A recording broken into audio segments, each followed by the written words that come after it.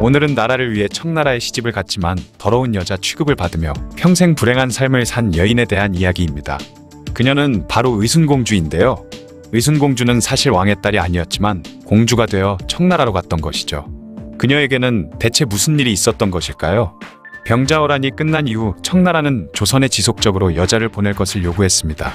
청과 조선이 화친을 맺을 때 조선 여자들을 청나라로 보내 신하들과 결혼시켜 화친을 공고히 할 것이라는 조항이 있었기 때문에 계속해서 여자를 보낼 것을 요구했던 것이죠. 하지만 오랑캐 나라의 조선 여자들을 보내기 싫었던 조선에서는 결혼이라는 것은 매우 크고 중요한 일이기 때문에 이렇게 대충대충 끝낼 수 없다며 넘겼지만 이것은 고작 시간을 잠깐 버는 것에 불과했습니다. 거기다가 당시 병자호란 직후였기 때문에 오랑캐인 청나라에 대한 반감이 극에 달해 있었죠.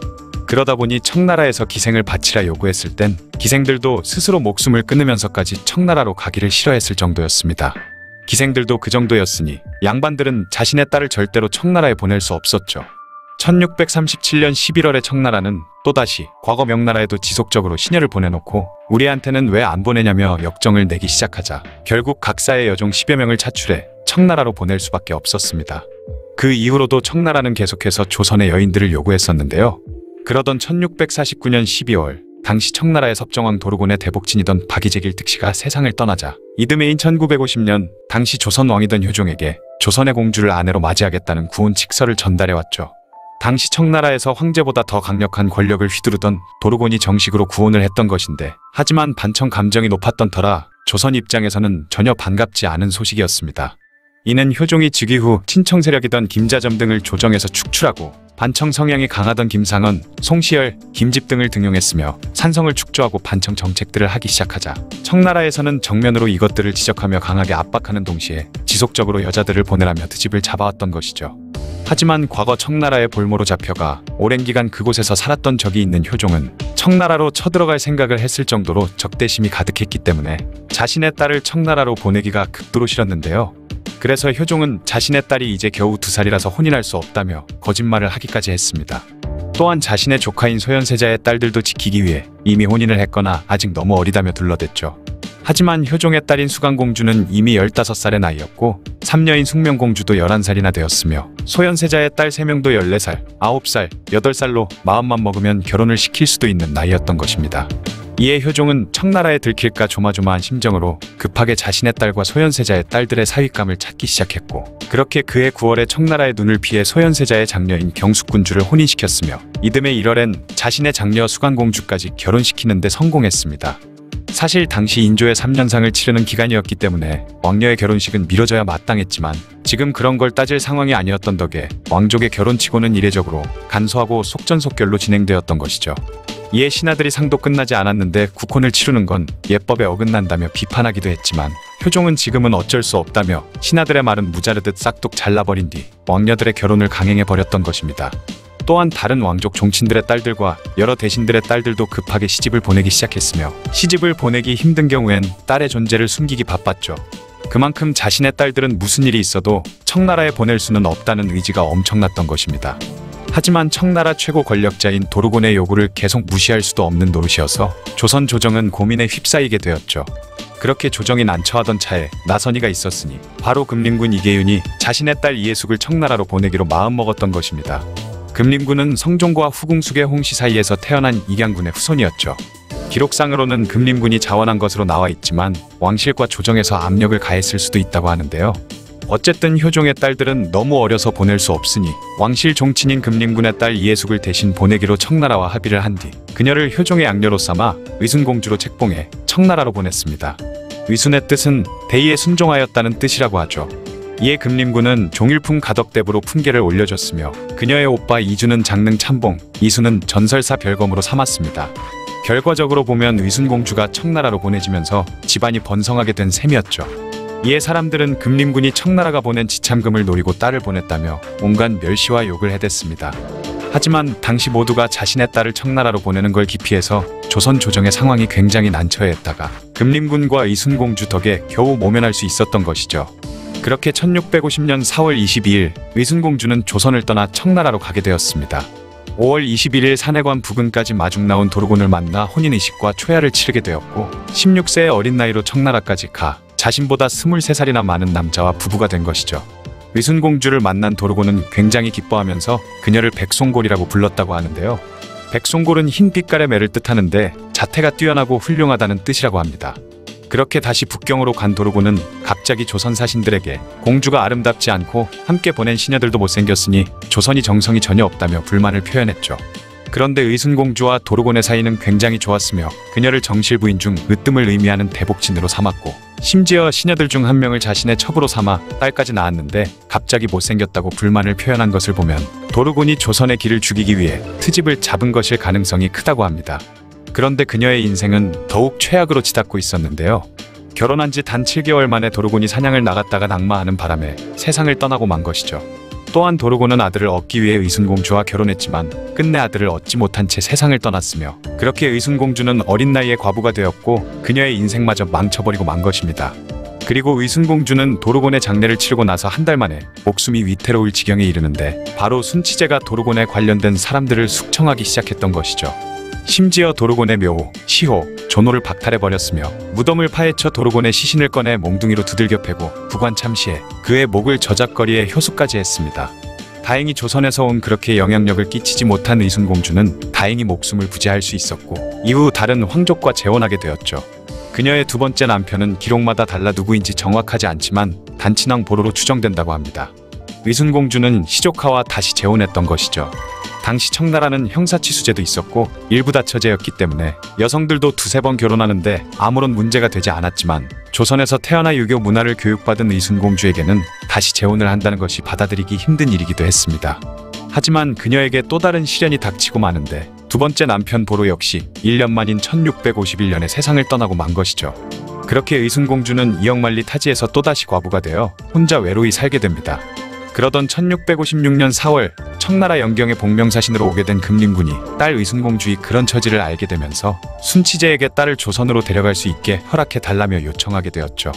그러자 순치제도 의순공주가 더 이상 이용 가치도 없었고 존재감이 전혀 없는 조선 왕족 여성이 특별하게 여겨지지도 않았기 때문에 과부로 혼자 사는 게 가여우니 특별히 돌려보낸다라며 금림군이 의순공주를 데려가는 걸 허락해 주었습니다.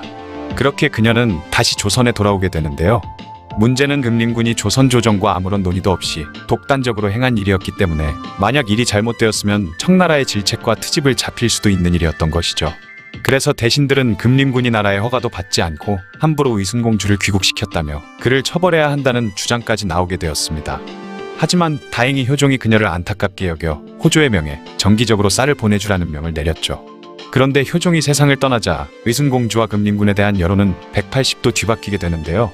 바로 의순공주를 오랑캐에게 시집가 정조를 잃은 것으로도 모자라 오랑캐 친족과 재혼까지 해서 몸을 더럽혔다라고 하면서 환양녀로 치부하여 모든 사람들에게 손가락질 받기 시작했던 것이죠.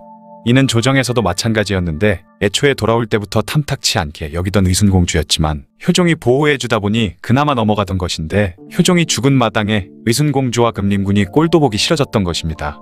또한 정치적 가치도 다 사라진 그녀를 조정에서는 더 이상 대우해주지 않았는데 그녀를 의순공주라고 쓰지 않고 이계윤의 딸이라고 쓰기 시작했죠. 심지어 현종실록에는 의순공주가 정식으로 공주로 봉호된 것이 아니고 공주로 일컬어졌을 뿐이었다고 기록되기까지 했습니다. 그리고 사헌부에서는 의순공주를 조선으로 데려온 금림군을 탄핵해 그를 파직시켜버렸으며, 사관원에서는 그의 죄가 파직으로는 부족하다 하여 금림군은 삭탈관작되어 성 밖으로 내쫓기까지 했죠. 조선을 위해 희생했던 금림군과 의순공주는 그렇게 모든 조선인들에게 버림받아 버렸던 것입니다. 나중에는 청나라 눈치를 본다고 금림군을 다시 청해 사신으로 일을 시키긴 했지만 금림군과 의순공주 입장에서는 정말 억울하고 어처구니 없는 일이었죠. 그렇게 의순공주는 모두의 멸시와 무시를 당하며 살다가 현종 때인 1662년 8월에 세상을 떠나게 되었습니다. 그래도 현종은 그녀가 세상을 떠나자 특별히 장례비를 넉넉히 지급하라고 명했다고 하죠. 그녀의 묘지는 현재 경기도 의정부시 금오동 천보산에 위치해 있는데요. 당시 조선을 구했다고도 볼 수 있는 그녀의 묘지는 현재 아무도 돌보지 않은 채 버려져 있기 때문에 보존 상태가 굉장히 열악한 상태이죠. 야사에서는 의순공주가 청나라로 가기 직전에 너무 가기 싫어서 강물에 뛰어들어 스스로 목숨을 끊었는데 결국 그녀의 시신은 건지지 못하고 족두리만 건져 그녀의 족두리만 매장했다고 하죠. 그래서인지 그녀의 묘지는 족두리묘라고도 불리고 있습니다. 살아있을 때 그녀의 심정은 그 누구보다 처참했을 것 같네요. 당시 오랑캐라고 일컬어지던 청나라에 나라를 위해 끌려가 굉장히 불행한 삶을 살게 된 여인 의순공주에 대한 이야기였습니다. 환양연이라는 말은 서방지를 하는 여자로 풀이되는 환양과 여자를 낮잡아 쓰는 말인 연을 합친 말인데요. 예전부터 우리는 몸을 함부로 하는 여성을 가리켜 환양연이라 부르며 비하하곤 했습니다. 환양연이라는 말이 생겨난 여러 설 중에 하나는 청나라에 잡혀갔다가 고향에 돌아온 여인이라는 뜻의 환양녀에서 유래되었다는 이야기가 있죠. 그러나 조금 더 깊이 알아보면 환양녀라는 말에는 가슴 아픈 이야기가 숨겨져 있습니다. 때는 1637년 인조 15년 병자호란을 일으킨 청나라는 한양을 향해 파죽지세로 빠르게 남하했죠. 청군을 막을 수 없었던 인조는 남한산성으로 피신하여 항전했지만 성내 물자가 떨어져 버티지 못하고 끝내 항복하고 말았죠. 전쟁에서 패한 인조는 청해 황제에게 3번 무릎 꿇고 9번 머리를 조아리는 삼전도의 굴욕을 역사에 기록하게 되는데요. 조선의 임금이 오랑캐에게 치욕적인 모욕을 당하지만 슬프게도 전쟁의 비극은 인조의 굴욕으로 끝나지 않았습니다. 청군에 의해 남자든 여자든 노인이든 어린애든 수많은 조선 백성이 머나먼 청나라 땅으로 끌려가게 된 것이죠. 그런데 그 숫자가 포로가 된 백성을 제외하고도 노예로만 60만 명 이상이 잡혀갔을 것으로 추정되어진다고 합니다. 당시 청군은 조선 여성들을 사로잡는 것에 몰두했는데요. 특히 젊은 여성을 잡게 되면 겁탈도 했고 첩으로 삼기도 했으며 또한 노예시장에서 좋은 값을 받고 판매를 해 많은 돈을 벌 수도 있었기 때문이었죠. 잡혀온 여성들은 온갖 치욕적인 능욕을 당해야만 했습니다. 청나라 남자들에 의해 몸을 유린당하고 재미를 타본 청나라인들은 조선 여자들을 노예로 팔았으며 또한 청군 장수들의 첩이 되기도 했는데 자신의 남편이 첩을 데려온 것을 질투했던 청군 장수의 본처들 중에는 끓는 물을 퍼부었던 자도 있었다고 하죠. 조선의 여인들은 그리운 고향으로 돌아가고 싶었지만 돈을 바쳐야 풀려날 수 있었는데요. 돈이 있는 자는 가족에게 돌아갈 수 있었으나 가난한 백성은 그럴 수 없었죠. 돈을 치르고 백성을 구해오는 것을 속환이라고 하였는데 조선은 국고를 풀어 백성들을 데리고 왔다고 합니다. 하지만 청나라 사람들의 만행으로 인해 속환도 쉽지 않았는데요. 속환 금액을 합의보고 훗날 만났을 때 청나라 사람이 약속과는 다르게 더 많은 돈을 요구하자 잡혀있던 여자는 돌아갈 수 없다는 걸 직감하고 그 자리에서 스스로 목숨을 끊어버린 것이죠. 그러자 청나라 사람들은 그 여인의 시신을 다시 돈을 받고 팔았고 그렇게 시신만 사가지고 돌아온 경우도 있었습니다. 하지만 속환되어 돌아온 후로도 그녀들의 비극은 끝나지 않았는데요. 고향에 돌아온 기쁨도 잠시 그녀들에게는 환양녀라는 꼬리표가 붙게 된 것입니다. 환양녀를 한자 그대로 풀이하면 고향으로 돌아온 여인이 되지만 조선 사회가 바라보는 시각은 달랐죠. 특히 사대부의 유부녀들은 정절을 잃었으므로 본래의 남편과 재결합을 금하는 분위기에 고통을 겪어야 했는데요. 일반 백성들의 상황도 비슷했는데 그러다 보니 평생 살던 마을을 떠나 다른 곳에서 숨어 사는 여자들도 많았죠. 그렇게 고향으로 돌아온 여자들은 남편에게 버림받고 가문에서도 쫓겨나게 됩니다. 그 일화로 인조 16년인 1638년 부원군 장유와 승지 한의겸이 조정에 올린 호소문을 보게 되면 서로 다른 입장에서 다른 호소를 하는데요. 장유는 며느리가 속환되어 왔으나 조상의 제사를 참아 받들 수 없으니 외아들이 이혼할 수 있도록 허락해 주시옵소서 라는 호소문을 올렸고 그와 상반된 호소를 한 한의겸은 딸이 속환되어 왔는데 사위가 딸을 버리고 새 장가를 들려고 하니 그것을 막아 주시길 간청하옵니다 라는 호소문을 올렸죠. 이 둘의 상반된 호소 앞에 조정의 논의는 두 갈래로 갈라지게 됩니다. 일부에서는 이혼을 허락하면 고향으로 속환을 원하는 사람이 없어지고 수많은 여성들이 원귀가 될 것이라 반대했으며 다른 신료들은 잡혀간 것이 본심은 아니나 이미 정절을 잃어 대의가 끊겼으니 억지로 결합하게 할 수 없다며 이혼을 허용하라고 촉구하게 됩니다. 고민에 빠진 인조는 처음에는 이혼을 허락할 수 없다고 강조하면서 환양녀들이 돌아와서 홍제원의 물에 목욕을 하면 정절을 잃었던 몸이 다시 깨끗해진 것으로 간주하겠다며 청나라에 끌려갔다 왔다는 이유만으로 이혼하거나 내쫓는 것을 금지했었죠. 그러나 환양녀라는 이유 대신에 품행이 좋지 못하다는 등의 다른 핑계를 대며 쫓아내기도 했습니다. 거기다가 날이 갈수록 이혼을 허락하라는 공세가 거세지게 되면서 이에 결국 1638년 6월 조정은 재결합을 원하는 사람과 이혼을 원하는 사람 모두 소원대로 해주자는 결론이 나오게 되었습니다. 하지만 그것은 사대부 집안에서 환양녀 출신 며느리를 내치는 걸 인정해주자는 조처였고 결국 수많은 환양녀가 버림을 받는 비극이 속출하게 되죠. 일부 사대부들은 자신의 아내 혹은 딸과 며느리에게 자결을 독촉했고 환양녀라는 꼬리표를 고쳐하대 했는데 꿈에 그리던 고향에 돌아온 환양녀들은 조선에서 설 곳이 없게 됩니다. 심지어 환양년이 낳은 자식은 오랑캐의 자식이라 하여 호로자식이라 칭하며 아이까지 멸시하게 되죠. 조선의 여인들은 가슴으로 눈물을 삼키며 자신들의 죄가 아니면서도 어쩔 수 없이 죽음으로 정절을 지켜보이고자 했습니다.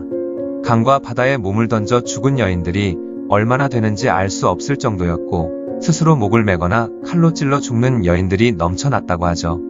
명분으로 인해 벌어진 전란에서 수많은 여인들이 또다시 명분으로 죽어나가게 되는 비극이 벌어졌던 것입니다. 병자호란으로 여성들이 겪어야 했던 고통은 전쟁이 끝난 이후에도 결코 끝나지 않고 이어지게 된 것이죠. 나라가 약해 포로로 끌려가 온갖 능욕을 당하고 사랑하는 가족이 있는 고향으로 겨우 돌아왔지만 시대는 정절을 강요하며 환양녀라는 단어의 참뜻이 퇴색되게 됩니다. 이 말은 전해지고 전해지면서 남편이 아닌 남자와 성관계하는 여자를 낮잡아 부르는 말로 변질되고 중국의 기녀를 뜻하는 환왕과 발음이 유사하기도 해서 환양녀는 환양녀로 바뀌어 불리게 되었다고 하죠. 이건 사실 환양녀의 어원설 중의 하나이기에 병자호란의 폐해에서 유래된 건지는 알 수는 없지만 우리 조선의 여인들이 겪었던 아픔은 역사에 기록되어 있습니다. 높은 사람들이 일으킨 전쟁으로 인해 수많은 백성들이 죽임을 당하고 그 중에서도 가장 큰 피해자는 아이들과 여성들 그리고 노인들이라고 하죠. 청나라로 인해 가장 큰 피해를 입은 건 역시 여성들이 아니었나 싶기도 하네요. 청나라에 억지로 끌려갔다가 돌아왔지만 조선인 모두에게 외면받은 환양녀에 대한 이야기였습니다. 예전에 KBS 방송문화연구소에서는 만약 타임머신을 타고 조선시대로 돌아가 딱 한 가지만 바꿀 수 있다면 무엇을 하시겠습니까? 라는 질문으로 한국의 역사 선생님들께 설문조사를 했는데요. 1위로 뽑힌 것이 바로 소현세자의 죽음을 막고 왕위에 오르게 한다였습니다. 그만큼 소현세자가 허망하게 세상을 떠난 것이 역사를 가르치는 선생님들조차 정말 아쉽고 슬픈 역사라고 생각한 것이죠. 하지만 오늘 이야기할 인물이 소현세자는 아닙니다. 바로 소현세자만큼 진취적이고 강인했던 그의 부인 민회빈 강씨에 대한 이야기이죠. 이 민회빈 강씨는 저번에 이야기한 귀인조 씨의 엄청난 미움을 받다가 결국에는 시아버지인 인조에 의해 세상을 떠나게 된 기운의 세자빈이었는데요. 민회빈보다는 강빈이라고 많이 알려져 있습니다. 그녀는 1611년 3월 5일 우의정을 지낸 강석기의 딸로 태어났습니다. 이 강씨는 고려의 구국 영웅 강감찬의 직계 후손이죠. 강빈이 시집을 간 해부터 너무나도 나라가 혼란스러웠는데요. 바로 결혼식을 하기 직전인 1627년 1월에 정묘호란이 발발했고 결국 후금과 형제의 맹약을 맺으며 정묘호란이 마무리가 되면서 그해 12월 겨우 세자빈으로 간택되어 결혼식을 올리게 되었죠. 소현세자와 강빈의 결혼식은 나라에 큰 전쟁이 있었던 직후를 감안해서 원래 결혼식보다 검소하게 치러졌습니다. 결혼식 때 쓸 예물이나 여러가지 필요한 물품들도 소박하게 준비했고 왕이 신하들에게 베푸는 결혼식 피로연과 왕비가 내명고에서 하는 연회 또한 취소되었죠. 하지만 이게 끝이 아니었습니다. 결혼한 지 10년째인 1636년 3월에 장남 석철을 낳았는데요. 하필이면 그때 인여왕후의 국상 중이라서 신하들이 할애를 드리는 행사도 취소되었고 왕의 계승과 종묘의 제사가 끊어지지 않게 된 것을 기뻐하는 내용의 교사만 내리고 끝이 났습니다. 하지만 그녀의 더 큰 불행은 이제 시작되고 있었죠. 첫 아들을 낳은 그해 12월 병자호란이 발발한 것이었습니다. 청군은 강화도로 피난을 갔던 강빈과 복림대군 부부 신하들의 식솔들을 포로로 붙잡게 되었는데 청군의 장수 용골대가 강빈과 대군 부인 장씨에게 절을 하라고 강요했고 강빈은 자신의 옷을 한 나인에게 주어 대신 절하게 했다고 하죠. 왕실과 신하들의 가족들이 모두 포로로 잡힌 것을 보고받은 인조는 결국 삼전도에서 305부두리의 치욕을 겪으며 청나라에 항복하게 되었습니다. 다시 인조는 궁으로 돌아갔지만 소현세자와 강빈은 청나라의 볼모로 끌려가게 되었죠. 세자 일행은 청군의 철수 행렬을 따라 청나라로 끌려갔는데 가는 도중에 잘 곳이 마땅치 않아 길거리에서 노숙하는 일이 허다했습니다. 우여곡절 끝에 심양에 도착했지만 용골대는 강빈에게 황제가 있는 곳에서는 가마를 탈 수 없으니 말을 타라고 말했고 이에 신하들이 항의했지만 소용이 없었습니다. 그러자 강빈은 가마에서 내린 뒤 말을 타고 심양성에 들어가게 되었죠. 볼모로 잡혀온 심양에서의 생활도 녹록지 않았습니다. 심양관에서의 생활이 3년째 되던 1640년 소현세자의 일행의 생활비가 부담된다면서 청나라 황제 홍타이지는 이제 니들 알아서 먹고 살아라며 20만 평가량의 황무지를 주었죠. 별다른 방법이 없던 소현세자는 어쩔 수 없이 이를 받아들였는데 문제는 그 넓은 땅을 개간하고 농사를 지을 사람이 없는 것이었습니다. 그런데 강빈은 심양 시내의 노예시장으로 끌려온 조선인들을 돈을 주고 사서 그 땅을 개간하게 하고 나중에 다시 조선으로 돌려보내자라는 기똥찬 아이디어를 냈죠. 강빈의 의견을 받아들인 소현세자는 포로로 잡혀와 노예로 팔리던 조선인들을 구해냄과 동시에 20만 평이나 되던 땅을 개간하여 그 땅에서 나오는 이득으로 먹고 살기도 하고 계속해서 조선인들을 구해 조선으로 돌려보냈습니다. 이 농장의 경영은 강빈이 도맡아 성공적으로 해냈고 농장에서 나온 곡물을 팔다 보니 심양관 앞이 마치 시장 같았다고 하죠. 어쨌든 여기서 나온 상당한 재물로 소현세자는 청나라의 고관대작들과 친하게 지내며 조선의 훌륭한 외교관 역할도 해냈죠. 홍타이지 역시 소현세자의 총명함과 특출난 능력을 높이사 잘 대해주었는데 이것이 훗날 자신들에게 최악의 결과를 가져올지는 상상도 못하고 있었습니다. 아무튼 소현세자와 강빈은 금술도 굉장히 좋았다고 하죠. 그렇게 시간이 흘러 소현세자와 강빈은 고된 인질 생활을 마치고 드디어 조선으로 돌아오게 되었습니다. 하지만 그들에게는 오히려 조선에서의 삶이 볼모로 잡혀있던 심양관보다 더한 지옥이 펼쳐지게 되는데요. 인조는 청나라에 붙잡혀 무릎을 꿇고 머리를 조아리며 살려달라고 했던 심한 굴욕을 당했었기 때문에 청나라를 증오하고 있었죠. 그런데 소현세자가 청나라와 친분관계를 유지한 것도 마음에 들지 않았고 청나라가 마음먹으면 자신을 몰아내고 소현세자를 왕으로 올릴 수도 있겠다라는 생각이 겹치면서 소현세자에 대한 맹목적인 불신과 적대적인 마음으로 이어졌습니다. 인조는 9년 만에 돌아온 아들과 며느리, 손자들에게 어떠한 위로의 말이나 귀국 축하 연회, 노고에 대한 치하 등 그 어떤 것도 하지 않았죠. 그렇게 돌아온 지 3달도 되지 않아 소현세자는 급작스레 세상을 떠나고 말았습니다. 소현세자가 죽었으니 당연히 소현세자의 첫째 아들이 세손이 되어 왕위를 잇는 것이 정상이었지만 인조는 복림대군을 세자로 앉혔죠. 그리고 나서 인조는 소현세자의 모든 것을 삭제하기 시작하는데요. 어느 날 누군가가 소용조 씨를 저주하는 사건이 발생합니다. 인조는 이 저주 사건을 조사한다면서 어이없게도 강빈을 후궁별체에 감금하고 강빈을 모시던 궁녀들을 잡아와 이 저주 사건은 강빈이 한 짓이다라는 자백을 받아내려 모진 고문을 가했는데요. 하지만 궁녀들은 가혹한 고문에도 거짓 자백을 하지 않았죠. 그러던 중 또다시 다른 심각한 사건이 터졌습니다. 그 사건은 바로 인조가 먹는 수라에 올라온 전복에서 독이 검출된 엄청난 사건이었죠. 바로 왕을 독살하려 한 것인데 이는 마땅히 영모 사건으로 의금부의 조사를 명령해 모든 것을 밝혀내야 하는 중차대한 사건이었습니다.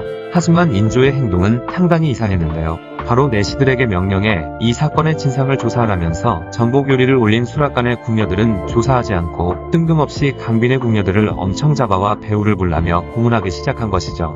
이런 인조의 이상한 조치에 대해 대신들은 공식적인 조사를 해야 한다고 했지만 인조는 받아들이지 않았습니다. 강빈의 궁녀들이나 용의선상에 올라 잡혀온 사람들조차 모진 고문에도 끝까지 자백을 하지 않아서 고문을 버티지 못하고 수많은 사람이 사망을 하기까지 했습니다. 이렇게까지 했는데도 증거가 나오지 않자 나중에는 인조 스스로 강빈은 심양에 있을 때 왕위를 빼앗으려 준비했고 용포도 만들었으며 왕과 왕비라는 칭호도 사용했고 막화를 내기도 했으며 요즘에는 모난 인사도 안 온다. 이것으로 봤을 때 최근에 있었던 저주 사건과 전복에 독을 넣은 건 모두 강빈이 저지른 일이니 강빈을 사형시켜라 라고 주장했죠. 그러나 강빈은 저주 사건 때부터 감금되어 있었기 때문에 당연히 무난 인사도 갈 수 없었고 전복에 독을 넣도록 사주할 수도 없었습니다. 또한 신하들 역시 인조의 어이없는 말에 대해 용포는 만들지도 않았고 비단을 샀던 것일 뿐이다. 적당히 자비롭게 처리하자 라고 해도 인조는 이를 거부하고 여전히 강경하게 강빈을 대했죠. 나중에는 신하들이 강빈은 전하의 자식인 소현세자의 배필이었으니 그러면 강빈도 전하의 자식인 셈이다. 이쯤하고 봐주자 라고 했지만 인조는 개새끼 같은 것을 억지로 임금의 자식이라 칭하는 것이 모욕이 아니고 무엇인가 라며 불같이 화를 냈다고 하죠. 조선시대 왕들도 욕을 하긴 했지만 사관들은 보통 임금이 한 욕들을 순화해서 기록했는데 이처럼 대놓고 실록에 개새끼라고 기록되어 있는 건 인조실록이 유일하다고 합니다. 아무튼 신하들의 극렬한 반대에도 불구하고 시아버지 인조에 의해 1646년 3월 강빈은 세자빈 자리에서 폐위되어 궁에서 쫓겨났고 얼마 안가 사사되었죠. 강빈이 죽고 난 후 얼마 지나지 않아 인조는 꼴토당토하는 주장을 하는데요. 강빈이 죽기 전에 임평대군과 소용조 씨가 이 어미를 죽음으로 몰아넣었으니 너희는 커서 이 원수를 갚아달라 라는 혈서를 자식들에게 남겼다고 주장했죠. 당연히 신하들은 혈서를 보여달라며 정식 조사가 필요하다고 했지만 인조는 이 요청들조차 무시했습니다. 그리고 있는지 없는지도 모르는 혈서를 근거로 강빈의 친정 어머니도 죽였고 자신의 손자들이던 강빈과 소현세자의 세 아들들까지 제주도로 유배를 보내버렸죠. 첫째 아들이던 석철과 둘째 성리는 유배 간 지 2년 만에 풍토병에 걸려 세상을 떠났고 결국 셋째이던 경안군만 유일하게 살아남았습니다. 강빈이 그렇게 억울하게 죽임을 당하고 나고 1년 후 강빈을 배반하고 살아남은 궁녀 신생은 강빈의 저주 증거를 찾아낸다며 국내를 뒤집어 엎었는데요. 당연하게도 증거란 물건들은 이제서야 뒤늦게 나왔고 인조는 강빈이 죽임을 당한 이유라며 신하들에게 보여줬습니다. 많은 사람들이 이 증거품들은 인조나 소용두 씨가 만들어낸 증거품이라고 생각하고 있죠. 그렇게 시간이 흘러 인조가 죽고 다음 왕인 효종이 즉위를 했지만 자신의 정통성을 지키기 위해 함께 청나라의 볼모로 잡혀가 동고동락했던 친한 형수였던 강빈을 역적 강빈이라는 뜻의 역강이나 강시성의 도적이라는 뜻의 강적이라고 불렀다고 합니다. 이후로도 효종은 강빈과 관련된 말을 하는 신하는 가차없이 대했고 오랜 시간이 지난 숙종대에 이르러서 강빈은 신원이 회복될 수 있었죠. 시집 올 때도 처사들을 낳았을 때도 인질로 청나라에 끌려갔을 때도 어떻게 보면 불행하게만 살았던 강빈이었지만 이에 굴하지 않고 남편의 내조를 잘했던 그녀는 굉장히 강단있고 진취적인 여성으로 평가받고 있습니다. 소현세자가 왕이 되고 강빈이 국모가 되었으면 조선은 좀 더 좋은 방향으로 나아가지 않았을까 하는 생각이 드네요. 평생을 불행하게 살다가 결국 시아버지에 의해 영모제로 몰려 죽임을 당한 민회빈 당시에 대한 이야기였습니다. 영상을 봐주셔서 감사합니다. 더 재미있고 유익한 영상으로 다시 찾아뵙겠습니다. 구독과 좋아요 꾹 눌러주시고 댓글도 부탁드려요.